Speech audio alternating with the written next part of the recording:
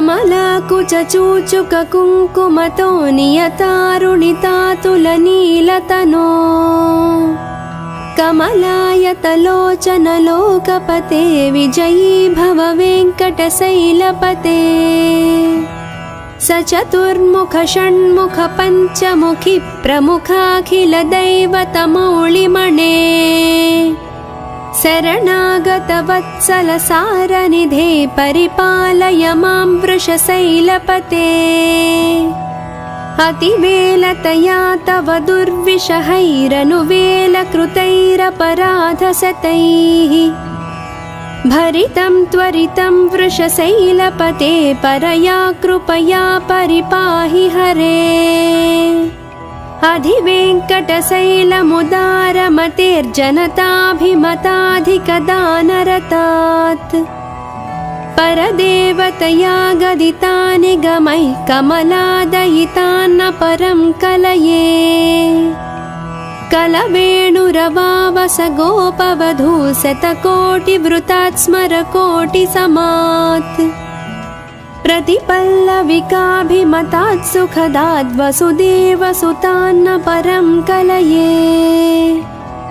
अभिराम गुणाकर दासरथे जगदेकधनुर्धर धीरमते रघुनायक राम रमेश विभो वरदो भवदेव दया जलधे अवनीतनया कमनीयकरं रजनीकर चारुमुखाम्बुरुहम् रजनीकर राजतमो मिहिरं महनीयमहं रघुराममये सुमुखं सुहृदं सुलभं सुखदं स्वनुजं च सुखाय ममोघसरम् अपहाय रघुद्वयमन्यमहं न कथञ्चन कञ्चन जातु भजे विना वेङ्कटेशं ननाथो ननाद सदा वेङ्कटेशं स्मरामि स्मरामि हरे वेङ्कटेश प्रसीद प्रसीद प्रिय वेङ्कटेश प्रयच्छ प्रयच्छ अहं दूरदस्ते पदाम्भोजयुग्म प्रणामेच्छयागत्य सेवां करोमि सकृत्सेवया नित्यसेवाफलं त्वं प्रयच्छ प्रयच्छ प्रभो वेङ्कटेश अज्ञानिना मया दोषान् अशेषानिह्वितान् हरे क्षमस्वत्वं क्षमस्वत्वं शेषशैलशिखामणे अज्ञानिना मया दोषान् अशेषानिह्वितान् हरे क्षमस्वत्वं क्षमस्वत्वं शेषशैलशिखामणे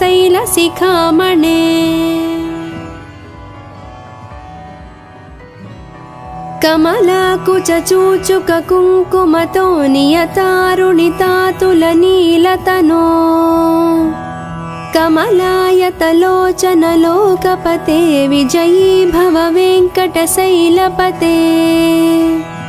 सचतुर्मुख षण्मुख पञ्चमुखि प्रमुखाखिल दैवतमौलिमणे शरणागत वत्सल सारनिधे परिपालय मां वृषशैलपते अतिवेलतया तव दुर्विषहैरनुवेलकृतैरपराधशतैः भरितं त्वरितं वृषशैलपते परया कृपया परिपाहि हरे अधिवेङ्कटशैलमुदारमतेर्जनताभिमताधिकदानरतात् परदेवतया गदितानि गमैः कमलादयितान्न परं कलये कलवेणुरवावस गोपवधू शतकोटिवृतात् स्मरकोटिसमात् प्रतिपल्लविकाभिमतात् सुखदाद् वसुदेवसुतान्न परं कलये अभिराम गुणाकर दासरथे जगदेकधनुर्धर धीरमते रघुनायक राम रमेश विभो वरदो भवदेव दया जलधे अवनीतनया कमनीयकरं रजनीकरचारुमुखाम्बुरुहम् रजनीकरराजतमो मिहिरं महनीयमहं रघुराममये सुमुखं सुहृदं सुलभं सुखदं स्वनुजं च सुखाय ममोघसरम् अपहाय रघुद्वयमन्यमहं न कथञ्चन कञ्चन जातु भजे विना वेङ्कटेशं ननाथो ननाद सदा वेङ्कटेशं स्मरामि स्मरामि हरे वेङ्कटेश प्रसीद प्रसीद प्रिय वेङ्कटेश प्रयच्छ प्रयच्छ अहं दूरदस्ते पदाम्भोजयुग्म प्रणामेच्छयागत्य सेवां करोमि सकृत्सेवया नित्यसेवाफलं त्वं प्रयच्छ प्रयच्छ प्रभो वेङ्कटेश अज्ञानिना मया दोषान् अशेषानिह्वितान् हरे क्षमस्वत्वं क्षमस्वत्वं शेषशैलशिखामणे अज्ञानिना मया दोषान् अशेषानिह्वितान् हरे क्षमस्वत्वं क्षमस्वत्वं शेषशैलशिखामणे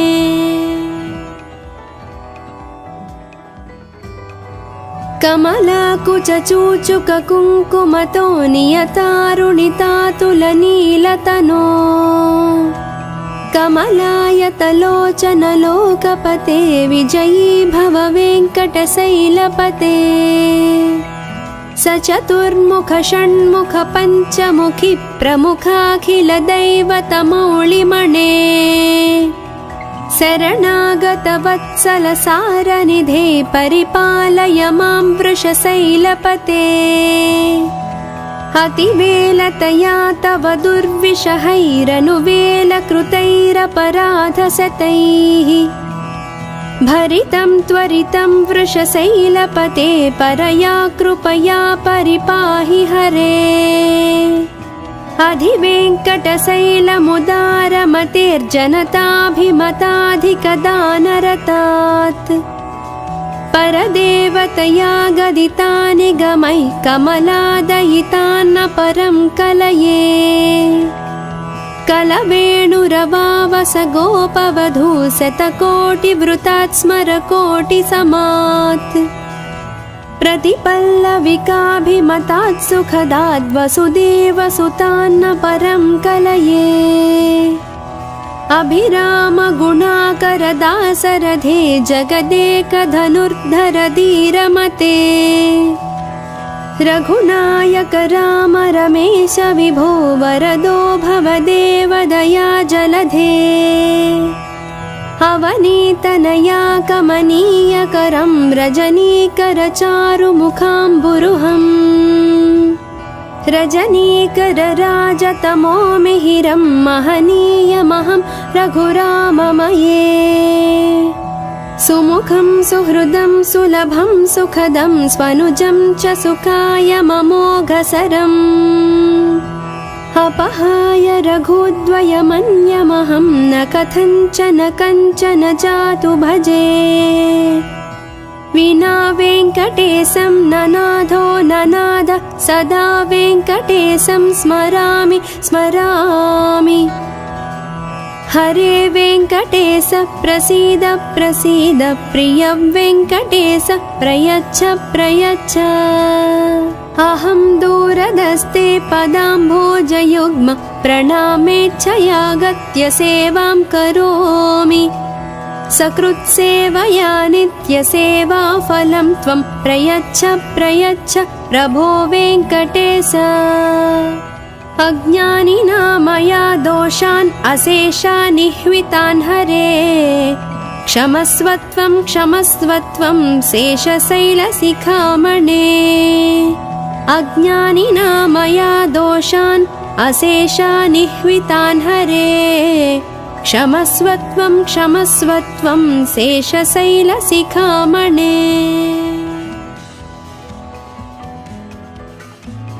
कमलाकुचूचुककुङ्कुमतो नियतारुणितातुलनीलतनो कमलायतलोचनलोकपते विजयी भव वेङ्कटशैलपते सचतुर्मुख षण्मुख पञ्चमुखि प्रमुखाखिलदैवतमौलिमणे शरणागतवत्सल सारनिधे परिपालय मां वृषशैलपते अतिवेलतया तव दुर्विषहैरनुवेलकृतैरपराधशतैः भरितं त्वरितं वृषशैलपते परया कृपया परिपाहि हरे अधिवेङ्कटशैलमुदारमतेर्जनताभिमताधिकदानरतात् परदेवतया गदितानि गमैः कमलादयितान्न परं कलये कलवेणुरवावस गोपवधू शतकोटिवृतात् स्मरकोटिसमात् प्रतिपल्लविकाभिमतात् सुखदात् वसुदेवसुतान्न परं कलये अभिरामगुणाकरदासरथे जगदेकधनुर्धर धीरमते रघुनायक राम रमेश विभो वरदो भवदेवदया जलधे अवनीतनया कमनीयकरं रजनीकरचारुमुखाम्बुरुहम् रजनीकरराजतमो मिहिरं महनीयमहं रघुराममये सुमुखं सुहृदं सुलभं सुखदं स्वनुजं च सुखायममोघसरम् अपहाय रघुद्वयमन्यमहं न कथञ्चन कञ्चन जातु भजे विना वेङ्कटेशं ननाथो ननाद सदा वेङ्कटेशं स्मरामि स्मरामि हरे वेङ्कटेश प्रसीद प्रसीद प्रिय वेङ्कटेश प्रयच्छ प्रयच्छ अहं दूरदस्ते पदाम्भोजयुग्म प्रणामेच्छयागत्य सेवां करोमि सकृत्सेवया नित्यसेवाफलं त्वं प्रयच्छ प्रयच्छ प्रभो वेङ्कटेश अज्ञानिना मया दोषान् अशेषान् निह्वितान् हरे क्षमस्वत्वं क्षमस्वत्वं शेषशैलशिखामणे अज्ञानिना मया दोषान् अशेषान् निह्वितान् हरे क्षमस्वत्वं क्षमस्वत्वं शेषशैलशिखामणे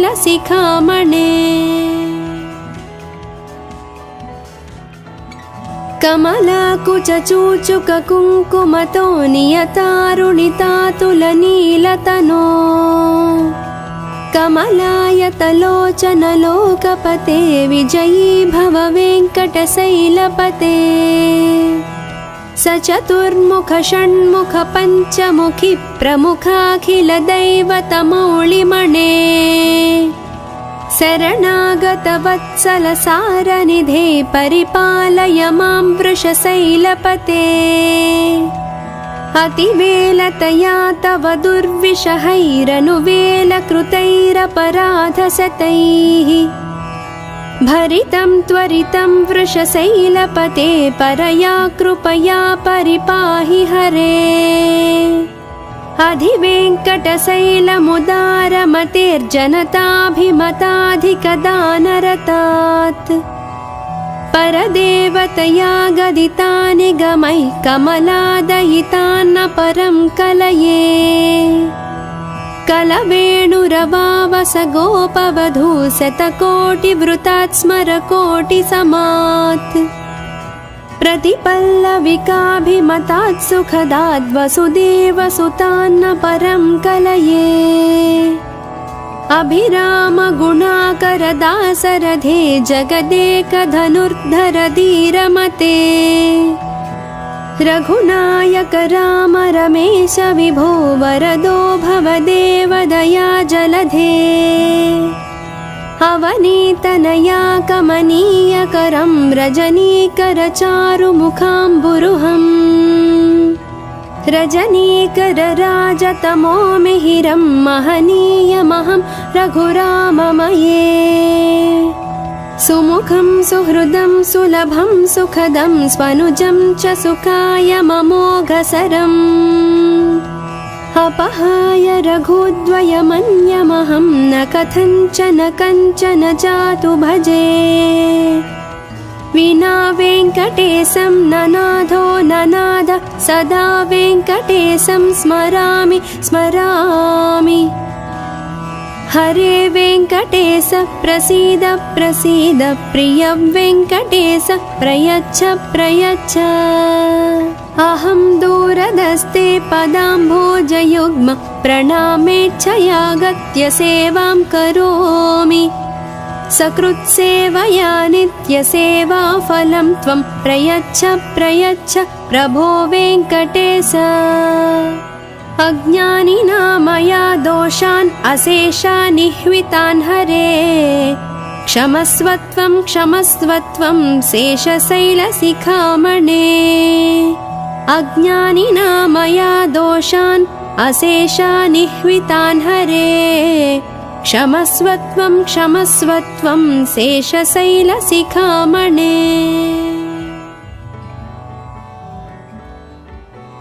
कमलाकुचूचुककुङ्कुमतो नियतारुणितातुलनीलतनो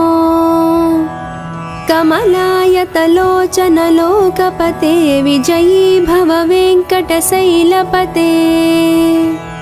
स चतुर्मुख षण्मुख पञ्चमुखी प्रमुखाखिलदैवतमौलिमणे शरणागतवत्सलसारनिधे परिपालय मां वृषशैलपते अतिवेलतया तव दुर्विषहैरनुवेलकृतैरपराधशतैः भरितं त्वरितं वृषशैलपते परया कृपया परिपाहि हरे अधिवेङ्कटशैलमुदारमतेर्जनताभिमताधिकदानरतात् परदेवतया गदितानि गमैः कमलादयितान्न परं कलये कलवेणुरवावस गोपवधू शतकोटिवृतात् स्मरकोटिसमात् प्रतिपल्लविकाभिमतात् सुखदाद् वसुदेवसुतान्न परं कलये अभिरामगुणाकरदासरथे जगदेकधनुर्धर धीरमते रघुनायक राम रमेश विभो वरदो भवदेवदया जलधे अवनीतनया कमनीयकरं रजनीकरचारुमुखाम्बुरुहम् रजनीकरराजतमो मिहिरं महनीयमहं रघुराममये सुमुखं सुहृदं सुलभं सुखदं स्वनुजं च सुखायममोघसरम् अपहाय रघुद्वयमन्यमहं न कथञ्चन कञ्चन जातु भजे विना वेङ्कटेशं ननाथो ननाद सदा वेङ्कटेशं स्मरामि स्मरामि हरे वेङ्कटेश प्रसीद प्रसीद प्रिय वेङ्कटेश प्रयच्छ प्रयच्छ अहं दूरदस्ते पदाम्भोजयुग्म प्रणामेच्छयागत्य सेवां करोमि सकृत्सेवया नित्यसेवाफलं त्वं प्रयच्छ प्रयच्छ प्रभो वेङ्कटेश अज्ञानिना मया दोषान् अशेषानिह्वितान् हरे क्षमस्वत्वं क्षमस्वत्वं शेषशैलशिखामणे अज्ञानिना मया दोषान् अशेषानिह्वितान् हरे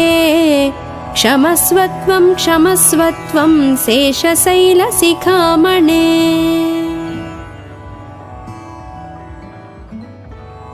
कमलाकुचूचुककुङ्कुमतो नियतारुणितातुलनीलतनो कमलायतलोचनलोकपते विजयी भव वेङ्कटशैलपते स चतुर्मुख षण्मुख पञ्चमुखि प्रमुखाखिलदैवतमौलिमणे शरणागतवत्सलसारनिधे परिपालय मां वृषशैलपते अतिवेलतया तव दुर्विषहैरनुवेलकृतैरपराधशतैः भरितं त्वरितं वृषशैलपते परया कृपया परिपाहि हरे अधिवेङ्कटशैलमुदारमतेर्जनताभिमताधिकदानरतात् परदेवतया गदितानि गमैः कमलादयितान्न परं कलये कलवेणुरवावस गोपवधू शतकोटिवृतात् स्मरकोटिसमात् प्रतिपल्लविकाभिमतात् सुखदाद् वसुदेवसुतान्न परं कलये अभिराम गुणाकरदासरथे जगदेकधनुर्धर धीरमते रघुनायक राम रमेश विभो वरदो भवदेव दया जलधे अवनीतनया कमनीयकरं रजनीकरचारुमुखाम्बुरुहम् रजनीकरराजतमो मिहिरं महनीयमहं रघुराममये सुमुखं सुहृदं सुलभं सुखदं स्वनुजं च सुखायममोघसरम् अपहाय रघुद्वयमन्यमहं न कथञ्चन कञ्चन जातु भजे विना वेङ्कटेशं ननाथो ननाद सदा वेङ्कटेशं स्मरामि स्मरामि हरे वेङ्कटेश प्रसीद प्रसीद प्रिय वेङ्कटेश प्रयच्छ प्रयच्छ अहं दूरदस्ते पदाम्भोजयुग्म प्रणामेच्छयागत्य सेवां करोमि सकृत्सेवया नित्यसेवाफलं त्वं प्रयच्छ प्रयच्छ प्रभो वेङ्कटेश अज्ञानिना मया दोषान् अशेषानिह्वितान् हरे क्षमस्वत्वं क्षमस्वत्वं शेषशैलशिखामणे अज्ञानिना मया दोषान् अशेषानिह्वितान् हरे क्षमस्वत्वं क्षमस्वत्वं शेषशैलशिखामणे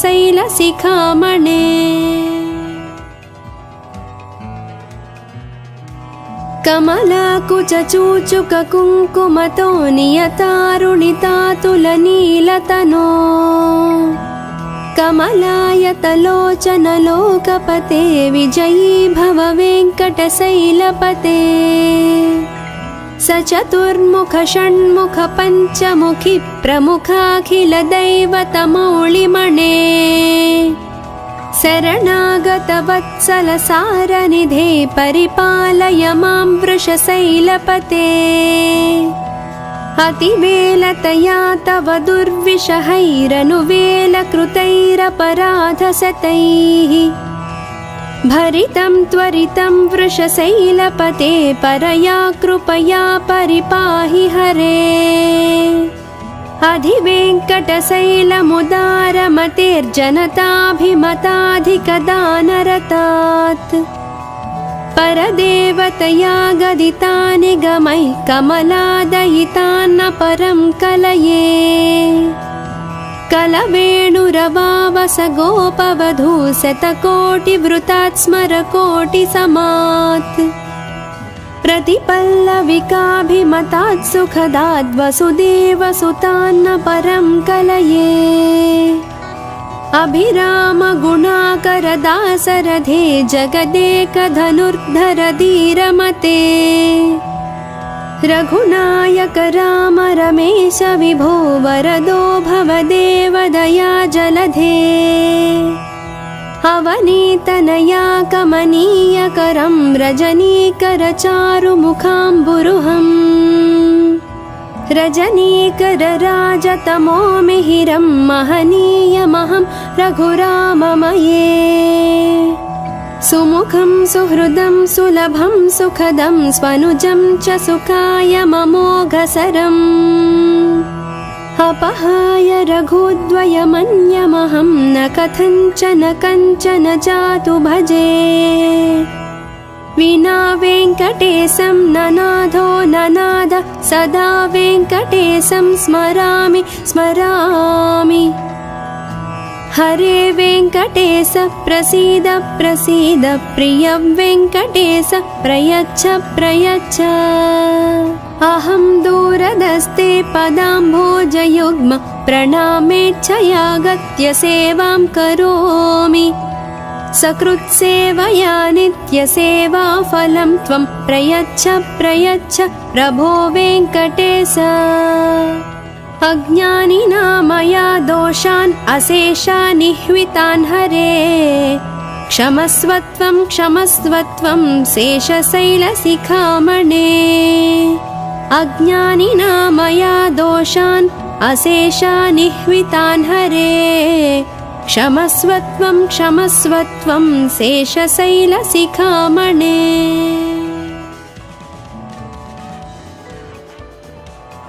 कमलाकुचूचुककुङ्कुमतो नियतारुणितातुलनीलतनो कमलायतलोचनलोकपते विजयी भव वेङ्कटशैलपते सचतुर्मुख षण्मुख पञ्चमुखि प्रमुखाखिलदैवतमौलिमणे शरणागतवत्सलसारनिधे परिपालय मां वृषशैलपते अतिवेलतया तव दुर्विषहैरनुवेलकृतैरपराधशतैः भरितं त्वरितं वृषशैलपते परया कृपया परिपाहि हरे अधिवेङ्कटशैलमुदारमतेर्जनताभिमताधिकदानरतात् परदेवतया गदितानि गमैः कमलादयितान्न परं कलये कलवेणुरवावस गोपवधू शतकोटिवृतात् स्मरकोटिसमात् प्रतिपल्लविकाभिमतात् सुखदाद् वसुदेवसुतान्न परं कलये अभिराम गुणाकरदासरथे जगदेकधनुर्धर धीरमते रघुनायक राम रमेश विभो वरदो भवदेव दया जलधे अवनीतनया कमनीयकरं रजनीकरचारुमुखाम्बुरुहम् रजनीकरराजतमो मिहिरं महनीयमहं रघुराममये सुमुखं सुहृदं सुलभं सुखदं स्वनुजं च सुखायममोघसरम् अपहाय रघुद्वयमन्यमहं न कथञ्चन कञ्चन जातु भजे विना वेङ्कटेशं ननाथो ननाद सदा वेङ्कटेशं स्मरामि स्मरामि हरे वेङ्कटेश प्रसीद प्रसीद प्रिय वेङ्कटेश प्रयच्छ प्रयच्छ अहं दूरदस्ते पदाम्भोजयुग्म प्रणामेच्छयागत्य सेवां करोमि सकृत्सेवया नित्यसेवाफलं त्वं प्रयच्छ प्रयच्छ प्रभो वेङ्कटेश अज्ञानिना मया दोषान् अशेषानिह्वितान् हरे क्षमस्वत्वं क्षमस्वत्वं शेषशैलशिखामणे अज्ञानिना मया दोषान् अशेषानिह्वितान् हरे क्षमस्वत्वं क्षमस्वत्वं शेषशैलशिखामणे।